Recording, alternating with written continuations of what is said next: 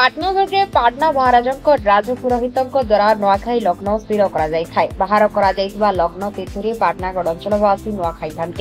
प्रथम नुआखाई लग्न में पाटनागढ़ इष्टदेवी मां पाटणेश्वरी और मां समलेश्वरी और मां तपोमती नवान्न अर्पण करने निज घर इष्ट देवादेवी को नवान्न लगाई घर समस्त परिवार एकत्रित होई नुआखाई पर घर समस्त वयस्क मानकु जुहार करने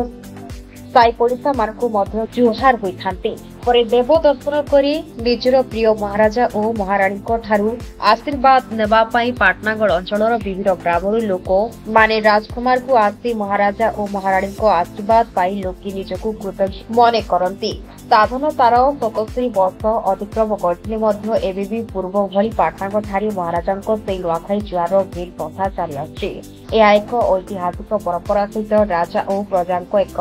नियारा परंपरा। पाटनागढ़ पाटना समाचार। सर्वप्रथम आज पवित्र नुआखाई पर्व पालन करा जायछि समग्र पश्चिम ओडिशा रे समस्ते नुआ खाइला परे तांकर देवादेवी माँ पाटनेश्वरी समलेश्वरी दशमती महाप्रभु जगन्नाथ दर्शन करिला परे परिवार रो बड़ को जाइकरी भेटी करी जुआर होउछन। इटा जो परंपरागत चिराचरित्र परंपरा रही आसी से परंपरा अनुजाई समस्ते आसिकरी जुआर भेट होउछन। मुई माँ पाटनेश्वरी समलेश्वरी दशमती महाप्रभु जगन्नाथ पाखे प्रार्थना करुच्ची कि समस्त को जेहेतु इटा गोटे चाषी मानकर पर्व नुआ धान अमल परे ही नुआ सेवन समस्ते करन सबु चाषी मानकर समस्त तांको परिवार रो जो माने ओडिशा रे अछन भारत रे अछन किंबा विदेश रे भी जो माने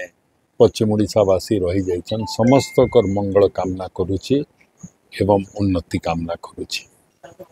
हूँ तो आमर नुआखाई पर्व आमर पश्चिम ओडिशार गण पर्व इटा कहीं आवाहन काल जुगुरु राजा महाराजा आवाहन जुगुरु से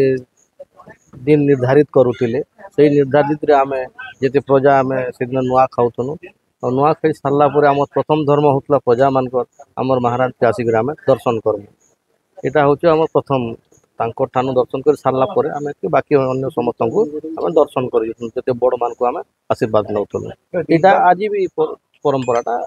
लागू होइकरी अछि समस्त आसुछु महाराज को दर्शन करूछु।